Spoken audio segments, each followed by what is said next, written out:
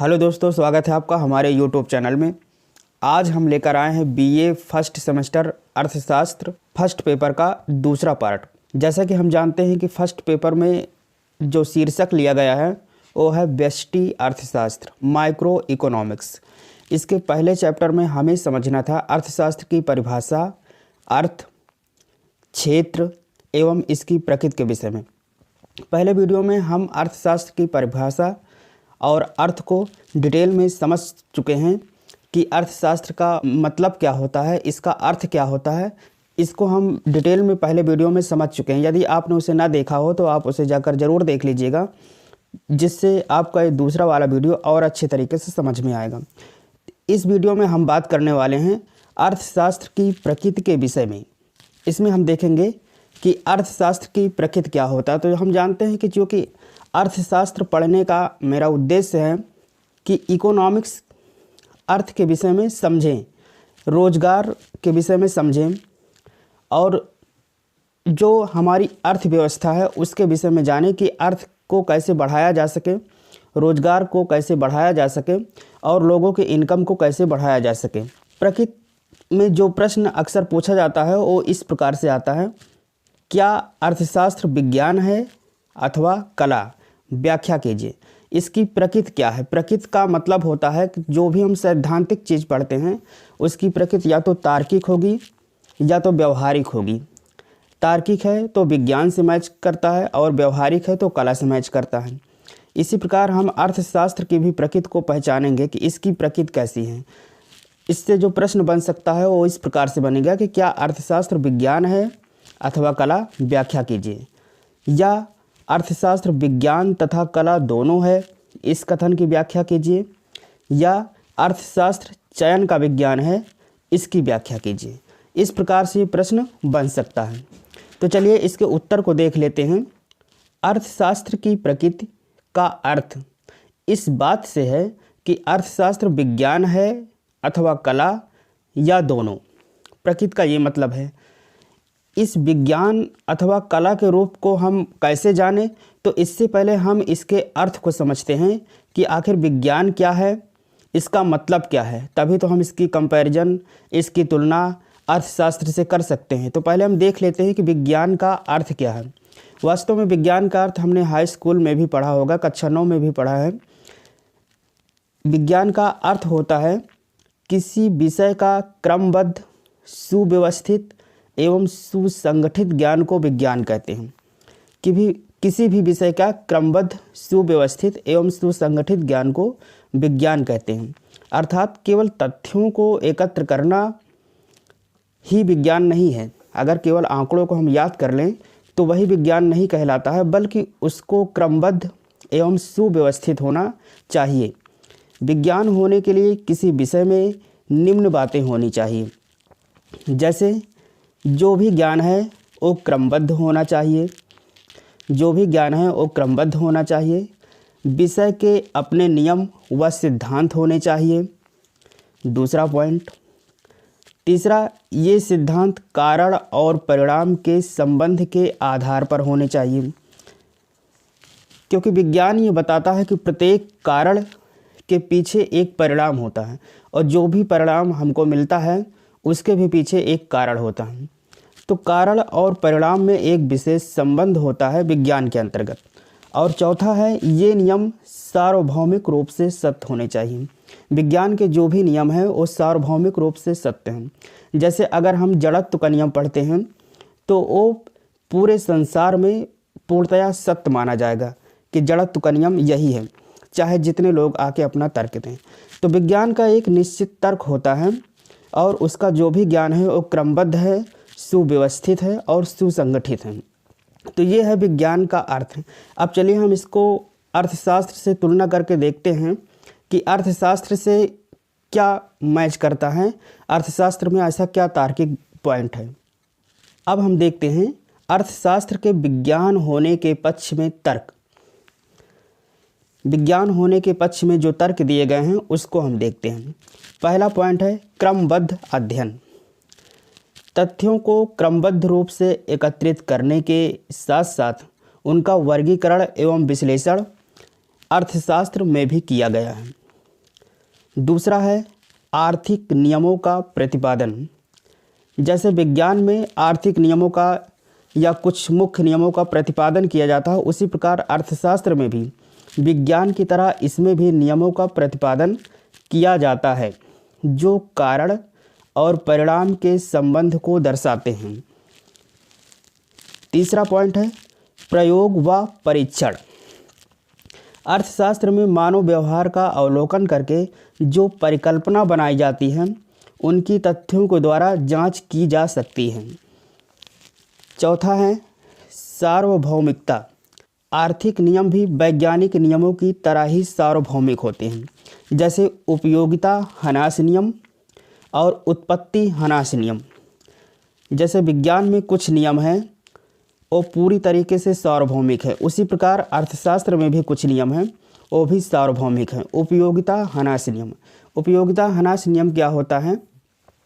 जो भी वस्तुओं का उत्पादन होता है वो अलग अलग व्यक्तियों के लिए अलग अलग प्रकार से उपयोगी होता है।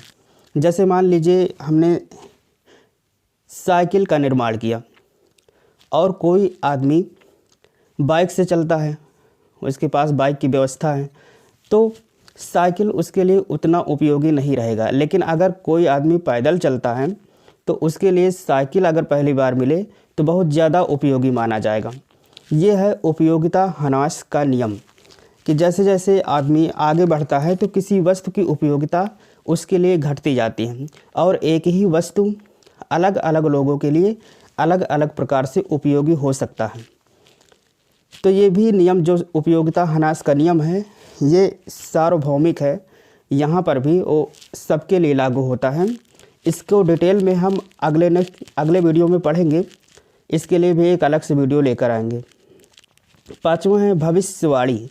इसमें भी अन्य विज्ञानों की भांति भावी अनुमान लगाए जा सकते हैं। जैसे विज्ञान में हम किसी सिद्धांत की भविष्यवाणी करते हैं कि इसका परिणाम ये हो सकता है, उसी प्रकार अर्थशास्त्र में भी भविष्यवाणी की जा सकती है। इसमें भी अन्य विज्ञानों की भांति भावी अनुमान लगाए जा सकते हैं। तो वो तो था पक्ष में तर्क कि अर्थशास्त्र को विज्ञान के पक्ष में होने में हम क्या क्या तर्क दे सकते हैं। जैसा कि हम जानते हैं कि कोई भी सैद्धांतिक परिभाषा हो विज्ञान को छोड़ करके, क्योंकि विज्ञान तो तार्किक ही है, उसके दो डेफिनेशन नहीं हो सकते, लेकिन सैद्धांतिक परिभाषा में अगर पक्ष में कुछ तर्क होते हैं तो विपक्ष में भी होते हैं। पक्ष में तो हम 5 पॉइंट बता चुके हैं, अब विपक्ष में भी देख लेते हैं कि क्योंकि कुछ ऐसे विद्वान हैं जो ये स्वीकार नहीं करते हैं कि अर्थशास्त्र को विज्ञान माना जाए। तो देखते हैं विपक्ष में क्या तर्क दिए गए हैं। कुछ विद्वान अर्थशास्त्र को विज्ञान स्वीकार नहीं करते हैं, उसके कारण निम्नलिखित हैं। पहला कारण है मत भिन्नता। अलग अलग विद्वानों के अलग अलग मत हैं। इसमें आर्थिक सिद्धांतों के संबंध में अर्थशास्त्रियों में मत भिन्नता पाई जाती है, जबकि विज्ञान में सुनिश्चितता पाई जाती है। विज्ञान में अलग अलग वैज्ञानिक आते हैं तब भी किसी सिद्धांत के विषय में एक सुनिश्चितता होती है, लेकिन यहाँ अर्थशास्त्रियों के बीच एक मत भिन्नता है। तो ये विज्ञान के विपक्ष में एक तर्क है। दूसरा ये है सही भविष्यवाणी करने में असमर्थता। भौतिक एवं रसायन विज्ञान की तरह अर्थशास्त्र सही भविष्यवाणी करने में असमर्थ है। ये किसी भी सिद्धांत की सही भविष्यवाणी नहीं कर पाता। तीसरा है आर्थिक व्यवहार की सही माप संभव ना होना। आर्थिक क्रियाओं का सही माप संभव नहीं है। विज्ञान की सारी यूनिट को हम सही माप सकते हैं, लेकिन जो आर्थिक क्रियाएं हैं उनकी सही माप संभव नहीं है। तो निष्कर्ष ये निकलता है कि अर्थशास्त्र को विज्ञान तो कह सकते हैं, लेकिन ये कमज़ोर विज्ञान है, क्योंकि विज्ञान की पूरी तरीके से शर्तों का पालन नहीं करता है, इसलिए इसको हम कमज़ोर विज्ञान कहते हैं। दूसरा पक्ष है कला का। तो कला के विषय में पहले हम समझ लेते हैं कि कला किसे कहते हैं, कला क्या है। कला उद्देश्यों की प्राप्ति की एक व्यवहारिक तकनीकी है। कला को इंग्लिश में आर्ट कहते हैं। जैसे कहा जाता है कि आर्ट इज लाइफ, कला ही जीवन है। तो कला का मतलब है कि हम कोई ऐसी व्यवहारिक तकनीकी सीखें, जैसे गाने की कला, डांस करने की कला, मूर्ति कला, जिससे हम जो भी उद्देश्य प्राप्त करना चाहते हैं वो हमें मिल जाए। तो कला उद्देश्यों की प्राप्ति की एक व्यवहारिक तकनीकी है। अर्थशास्त्र को कला भी माना गया है, जिसके पक्ष में भी कुछ तर्क दिए गए हैं। तो चलिए देखते हैं किन किन वैज्ञानिकों ने क्या क्या तर्क दिया है कला के पक्ष में। पक्ष में तर्क: प्रोफेसर एडम स्मिथ, रिकार्डो, मिल, पीगू, मार्शल तथा केन्स आदि अर्थशास्त्रियों ने अर्थशास्त्र को कला माना है। इस संबंध में उन्होंने कुछ तर्क भी दिए हैं। जैसे पहला है, मानव कल्याण अर्थशास्त्र का अभिन्न अंग है। मानव कल्याण अर्थशास्त्र का अभिन्न अंग है। अर्थशास्त्र का प्रमुख कार्य कला के रूप में आर्थिक समस्याओं को सुलझाना है, ताकि बेरोजगारी, गरीबी, धन वितरण की असमानता जैसी समस्याओं का हल खोजा जा सके। कला के अभाव में अर्थशास्त्र एक निष्क्रिय देवता के समान है, जिसका सैद्धांतिक महत्व भले ही हो, परंतु व्यवहारिक महत्व शून्य होता है। दूसरा पॉइंट है, व्यवहारिक अर्थशास्त्र का बढ़ता हुआ महत्व इसके कला होने का प्रतीक है। अर्थशास्त्र का जो व्यवहारिक रूप है, इसका महत्व लगातार बढ़ता जाता है, जो ये प्रदर्शित करता है कि ये कला होने का एक प्रतीक है। वर्तमान युग में व्यवहारिक अर्थशास्त्र का महत्व बढ़ गया है। आजकल अर्थशास्त्र के अंतर्गत आर्थिक सिद्धांतों का निर्माण करने के बजाय व्यवहारिक नीतियों के निर्माण व कार्यान्वयन पर अधिक जोर दिया जा रहा है। तीसरा पॉइंट है, आर्थिक समस्याओं की संभावना से इनकार नहीं किया जा सकता। कोई भी आर्थिक समस्या विशुद्ध रूप से आर्थिक नहीं होती। जैसा कि डिफिनीशन में भी हमने समझा है कि अर्थशास्त्र में जो आर्थिक समस्याएं होती हैं वो असीमित इच्छाओं के कारण होती हैं। कोई भी आर्थिक समस्या पूर्णतया हम ये नहीं कह सकते कि वो आर्थिक ही है, वो और भी कारण हो सकता है उसका। इसलिए ये भी एक पॉइंट है कला मानने का। अब विपक्ष में भी कुछ तर्क दिए गए हैं, कला के विपक्ष में भी, तो उसको देखते हैं क्या दिया गया है। विपक्ष में professor walrus senior, cornu, Schumpeter आदि अर्थशास्त्रियों का तर्क है कि अर्थशास्त्र एक विशुद्ध वास्तविक विज्ञान है। उनका व्यवहारिक नीति निर्माण से कोई संबंध नहीं है। कुछ लोगों ने यह भी तर्क दिया है कि अर्थशास्त्र एक विशुद्ध वास्तविक विज्ञान है, उसका व्यवहारिक नीति निर्माण से कोई संबंध नहीं है, अर्थात कला से कोई संबंध नहीं है। और उसके विषय में उन्होंने तर्क भी दिया है। जैसे पहला तर्क है, अर्थशास्त्र का नीति पक्ष उसके वैज्ञानिक पक्ष को कमज़ोर करता है। अर्थशास्त्र का नीति पक्ष उसके वैज्ञानिक पक्ष को कमज़ोर करता है। अर्थशास्त्र द्वारा नीति निर्माण कार्य करने पर उसकी वैज्ञानिक प्रगति समाप्त होने लगती है। और दूसरा पॉइंट है, अर्थशास्त्र अधिक से अधिक अपूर्ण कला का रूप ले सकता है। कुछ विद्वानों ने स्वीकार किया है कि अर्थशास्त्र को यदि कला का रूप देना है तो अधिक से अधिक ये अपूर्ण कला का रूप लेगा, पूर्ण कला का नहीं। कुछ लोगों ने ये माना है कि यदि हम अर्थशास्त्र को कला मान भी लें तो ये एक पूर्णतया कला का रूप नहीं ले पाएगा, ये एक अपूर्ण कला का रूप लेगा। और इससे पहले विज्ञान के भी पक्ष में हमने देखा है कि विज्ञान तो माना जा सकता है, लेकिन इसे भी एक अपूर्ण विज्ञान मानेंगे। तो इस प्रकार हमने देखा कि जो अर्थशास्त्र है वो ना तो पूर्णतया कला को प्रदर्शित करता है, ना तो पूर्णतया कला से मैच करता है, और ना पूर्णतया विज्ञान से मैच करता है। तो उपरोक्त सामग्री का अगर हम एनालिसिस करें, विश्लेषण करें, तो हम पाते हैं कि मिश्रित प्रकृति वाली समस्याओं के समाधान में अर्थशास्त्री एक पूर्ण भूमिका निभा सकता है। कोई भी अर्थशास्त्री है तो वो एक मिश्रित प्रकृति वाली समस्याओं का ही समाधान इसमें कर सकता है, कि विज्ञान भी इससे मैच करता है कुछ और कला भी इससे मैच करता है कुछ, पूरी तरीके से नहीं। इस प्रकार अर्थशास्त्र विज्ञान व कला दोनों है। अब हम देखते हैं कि अर्थशास्त्र का क्षेत्र क्या है।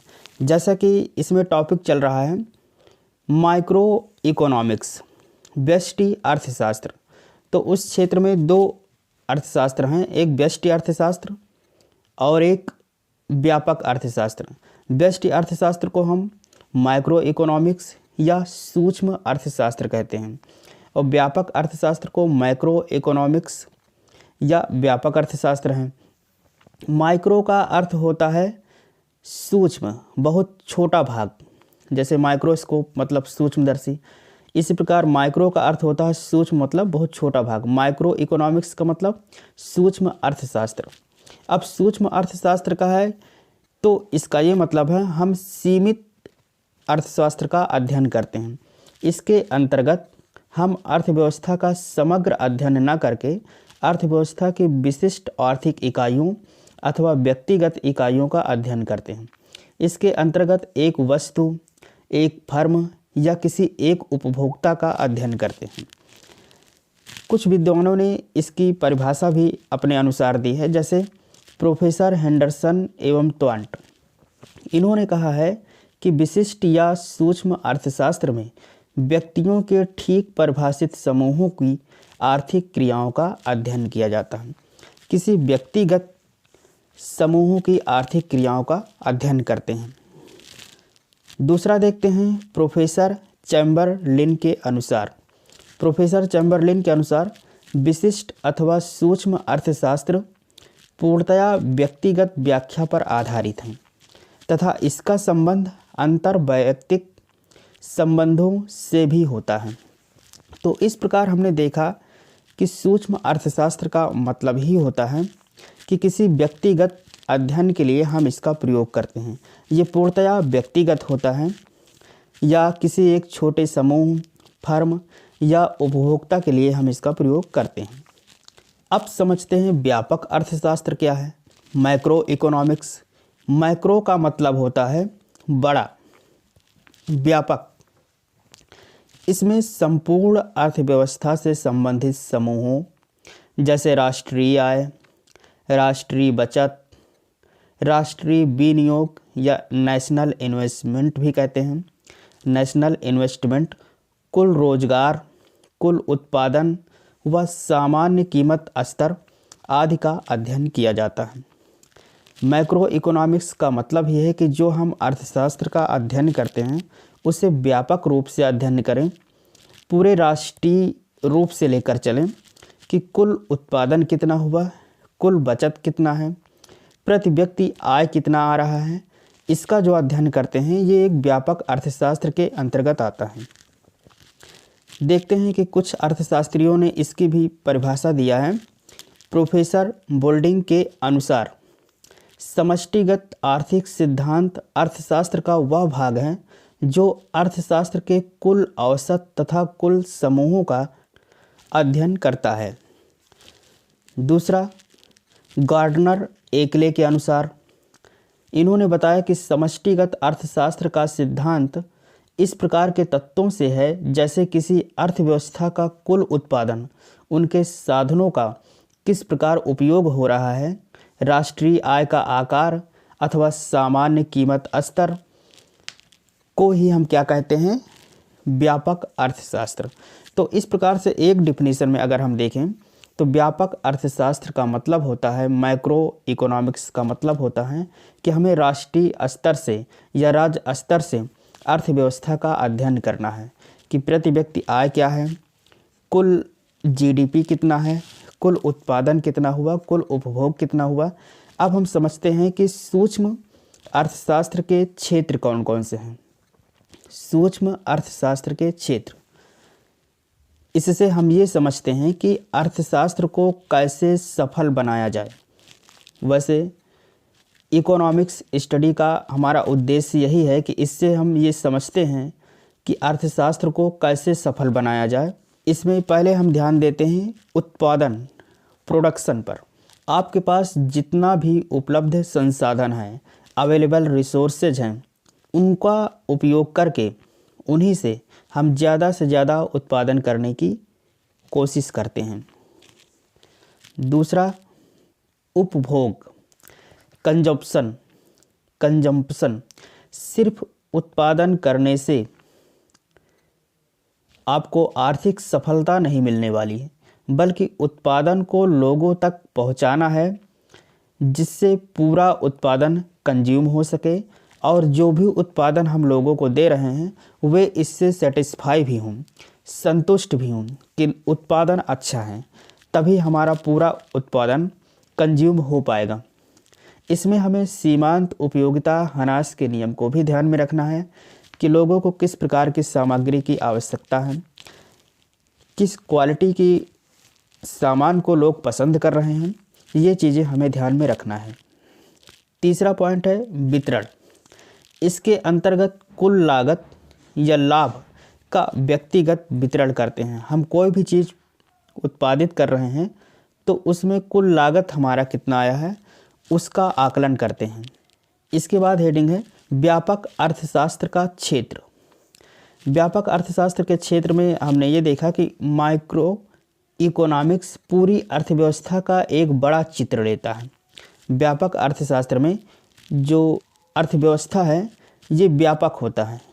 इसके अंतर्गत जीडीपी, जिसे हम सकल घरेलू उत्पाद कहते हैं, राष्ट्रीय आय, मूल्य सूचकांक, उत्पादन, विदेशी विनिमय, राष्ट्रीय बचत आदि तथ्यों का अध्ययन किया जाता है। अगले हेडिंग है सूक्ष्म अर्थशास्त्र के लाभ। सूक्ष्म अर्थशास्त्र के क्या लाभ होते हैं इसको देखते हैं। जैसे पहला, नीति निर्धारण में महत्वपूर्ण, क्योंकि चूँकि माइक्रो इकोनॉमिक्स सूक्ष्म अर्थशास्त्र के अंतर्गत हम व्यक्तिगत अध्ययन करते हैं तो नीति निर्धारण में वो ज़्यादा महत्वपूर्ण होता है। दूसरा, इसके द्वारा अधिकतम उपयोगिता को आसानी से प्राप्त किया जा सकता है, अतः यह आर्थिक दशाओं की जांच में भी सहायक है। तीसरा, यह व्यावसायिक उपक्रमों के संबंध में सहायक होता है। चौथा, यह उन स्रोतों का भी विश्लेषणात्मक अध्ययन करता है जो अर्थव्यवस्था को निर्मित करने वाले विभिन्न घटकों से संबंधित होती हैं, जैसे आय, व्यय, उपभोग एवं विनियोग आदि। व्यापक अर्थशास्त्र के लाभ। पहला पॉइंट है आर्थिक विकास एवं नियोजन में। दूसरा, आर्थिक नीतियों के निर्माण में। तीसरा, मौद्रिक समस्याओं के विश्लेषण में। ये व्यापक अर्थशास्त्र के लाभ हैं। इस प्रकार हमने देखा कि अर्थशास्त्र का जो पहला टॉपिक है, हमारा पहला लेसन है, उसके अंतर्गत अर्थ, परिभाषा, प्रकृति, क्षेत्र, ये 4 हेडिंग थे जिनको हमने 2 वीडियो के माध्यम से समझ लिया है और इसका PDF भी हम आपको प्रोवाइड करा देंगे। इस प्रकार ये टॉपिक समाप्त होता है और यदि वीडियो आपको पसंद आया हो तो इसे सब्सक्राइब करें, शेयर करें ताकि ज़्यादा से ज़्यादा स्टूडेंट को इसका फ़ायदा मिल सके। इसके अगले पार्ट में वीडियो 3 में हम अगले चैप्टर के विषय में कुछ टॉपिक लेकर आएंगे।